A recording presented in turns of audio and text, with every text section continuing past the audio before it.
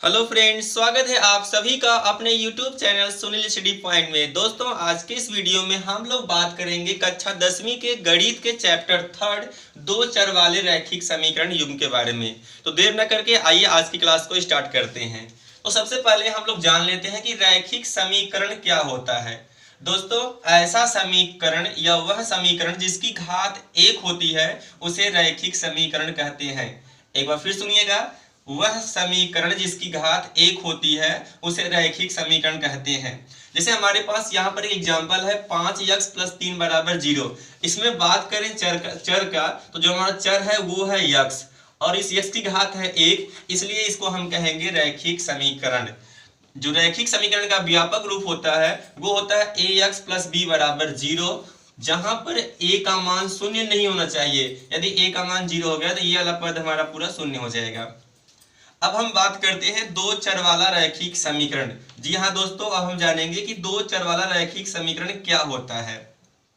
तो वह रैखिक समीकरण जिसमें दो चर होते हैं उसे दो चर वाला रैखिक समीकरण कहते हैं।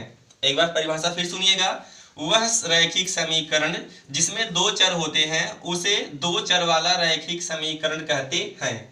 हमारे पास एक एग्जाम्पल है जिसे दिया गया है 2x + 5y = 10। यहाँ पर बात करें चर की तो यहाँ पर आपके दो चर हैं, पहला आपका x है, दूसरा हमारा y है। इस समीकरण में दोस्तों दो चर हैं x और y, इसलिए इसको हम दो चर वाला समीकरण कहेंगे। और यहाँ पर बात करें घात की तो दोनों की घात देख रहे हैं आप, 1 1 है, यहाँ पर घात 1 है, इसलिए इसको हम रैखिक समीकरण कहेंगे। इस प्रकार 2x + 5y = 10 को दो चर वाला रैखिक समीकरण कहते हैं। जो दो चर वाला रैखिक समीकरण होता है उसका व्यापक रूप ax + by + c = 0 होता है, जहां पर a और b का मान शून्य नहीं होना चाहिए। यदि a और b का मान शून्य हो गया तो ये दोनों पद हमारे शून्य हो जाएंगे। हम यहाँ से इस समीकरण की अगर बात करें तो हम इसको लिख सकते हैं 2x + 5y - 10 = 0। +10 को 75 कर देंगे, हो जाएगा -10। अब यदि हम इसके व्यापक रूप से तुलना करें तो हमें a बराबर मिलेगा 2, b बराबर मिलेगा 5 और c बराबर मिलेगा -10। अब हम बात करते हैं दो चर वाले रैखिक समीकरण युग्म के बारे में। दोस्तों, सबसे पहले जान लेते हैं इसकी परिभाषा क्या होती है। तो जब एक स्थिति को दो शर्तों के अनुसार दो अलग अलग दो रैखिक समीकरण प्राप्त होते हैं तो उस दोनों समीकरणों को दो चर वाले रैखिक समीकरण युग्म कहते हैं। एक बार फिर सुनिएगा, जब एक स्थिति में दो शर्तों के अनुसार दो अलग अलग दो चर वाले रैखिक समीकरण प्राप्त होते हैं तो उन दोनों रैखिक समीकरणों को दो चर वाले रैखिक समीकरण युग्म कहते हैं। और दो चर वाले रैखिक समीकरण का जो व्यापक रूप होता है वो होता है a1x + b1y + c1 = 0 तथा a2x + b2y + c2 = 0।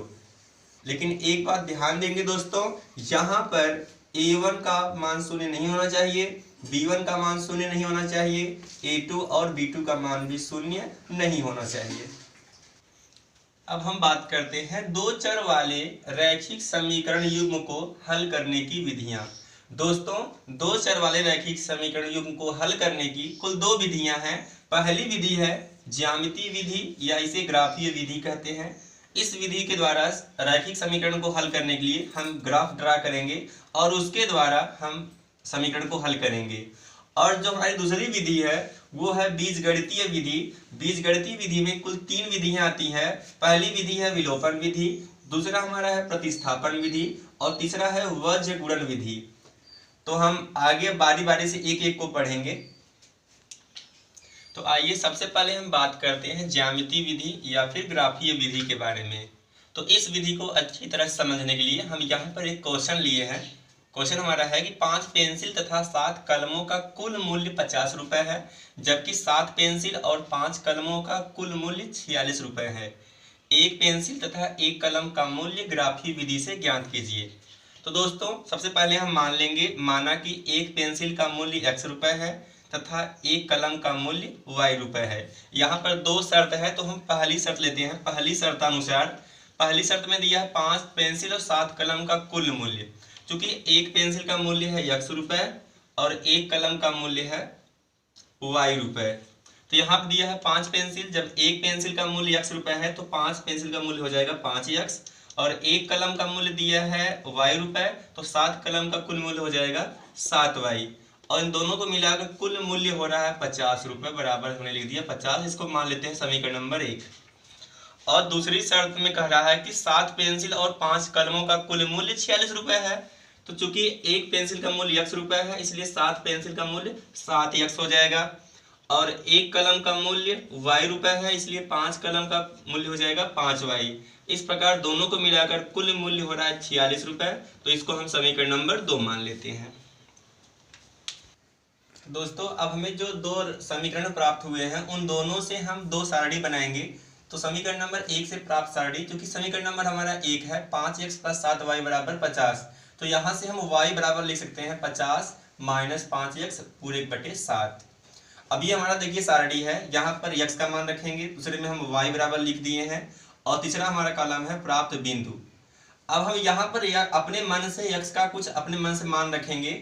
x का हम ऐसा मान रखेंगे जिससे y का मान हमें पूर्णांक के रूप में प्राप्त हो, क्योंकि अगर परिमेय संख्या अर्थात भिन्न के रूप में प्राप्त हो जाएगा तो वह बिंदु ज्ञात करना थोड़ा मुश्किल होगा। तो हम ऐसा कोई मान रखेंगे अपने मन से जिससे हमें x और y दोनों के मान पूर्णांक प्राप्त हो। तो मैंने पहली बार रखा x बराबर 10, तो जब हम x बराबर यहाँ पर 10 रखकर इसको हल करेंगे तो y का मान आपको मिलेगा 0। अगली बार हमने यहाँ पर रखा x बराबर 3, तो हमें y का मान मिला 5। इस प्रकार प्राप्त जो बिंदु हो जाएंगे, माना कि हमारा एक बिंदु A है तो 10,0, अगला हमारा हो जाएगा 3,5। अब हम लिखते हैं समीकरण नंबर 2 से प्राप्त सारणी। तो चूंकि हमारा समीकरण नंबर 2 है 7x + 5y बराबर 46, तो यहाँ से हमें हो जाएगा y बराबर 46 - 7x पूरे बटे 5। तो यहाँ से हम देख रहे हैं हमारी प्राप्त सारणी होगी।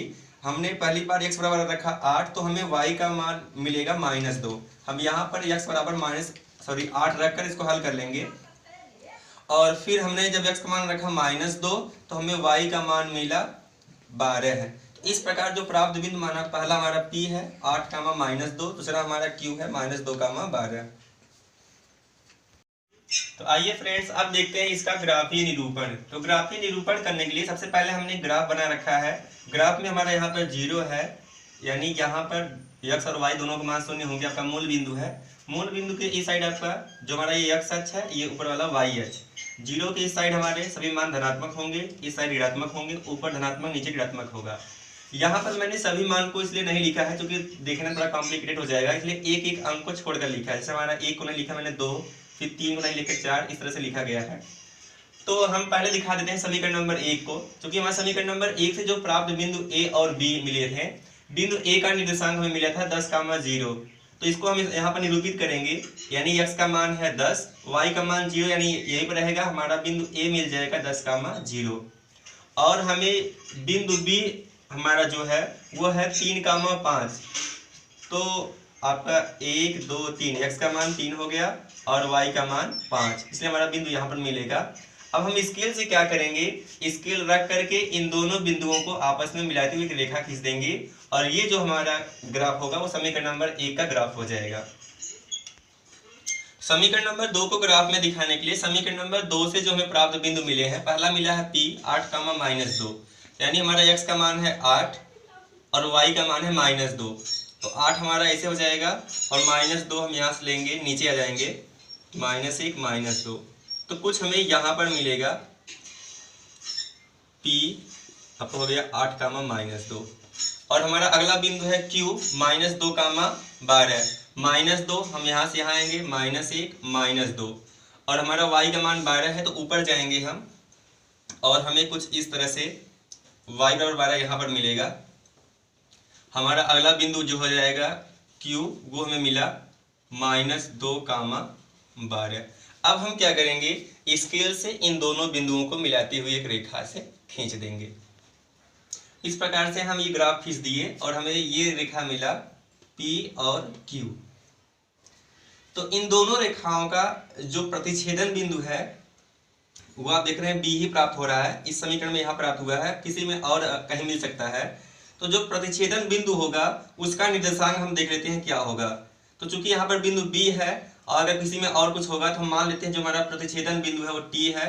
इसका निर्देशांक आप देख लेंगे, x अक्ष पर इसका कितना मान है, तो x अक्ष पर इसका मान जो है 3 है, तो 3, कामा ये y स्पेस का मतलब ऊपर कितना गया है तो 5 है, तो y का मान 5, यानी जो प्रतिच्छेदन बिंदु है t इसका निर्देशांक हमें मिला 3,5। तो प्रतिच्छेदन बिंदु 3,5 मिला, यहाँ पर x बराबर 3 है और y बराबर 5। अतः हम लिख सकते हैं एक पेंसिल का मूल्य 3 रुपये है और एक कलम का मूल्य 5 रुपये है। यहाँ पर ग्राफ खींचते समय दोस्तों ध्यान देंगे, जो आपको पहला ग्राफ मिला है a, तो समीकरण नंबर 1 से उसे हम प्राप्त किए थे और हमारा समीकरण नंबर 1 था 5x + 7y बराबर 50। इसको हम लिख देंगे यहाँ पर। और हमें जो दूसरा रेखा प्राप्त हुआ है ये हमारा था कि 7x + 5y बराबर 46। तो दोस्तों आपने देखा कि ग्राफीय विधि से रैखिक समीकरण युग्म को हल करने के लिए हम 3 स्टेप अपनाते हैं। पहला स्टेप है कि हम जो शर्त दिया है दोनों शर्तों के अनुसार 2 बीजगणितीय समीकरण बना लेंगे। इसके बाद स्टेप सेकंड में दोनों समीकरणों से हम 2 सारणी प्राप्त करके वहां पर एक एक समीकरण से आप 2-2 बिंदु के निर्देशांक ज्ञात कर लेंगे। और स्टेप नंबर 3 में हम ग्राफीय निरूपण करेंगे, ग्राफ बनाएंगे और उस ग्राफ में दोनों बिंदुओं को निरूपित कर करके एक रेखा खींचेंगे और दोनों रेखाएं एक दूसरे को जिस बिंदु पर प्रतिच्छेद करती हैं वही प्रतिच्छेदन बिंदु का निर्देशांक जो x y का मान होगा वही समीकरण का हल होगा। दोस्तों आज का हमारा क्लास यहीं पर समाप्त होता है। आप हमें कमेंट करके बताइए कि आपको हमारा आज का क्लास कैसा लगा। धन्यवाद।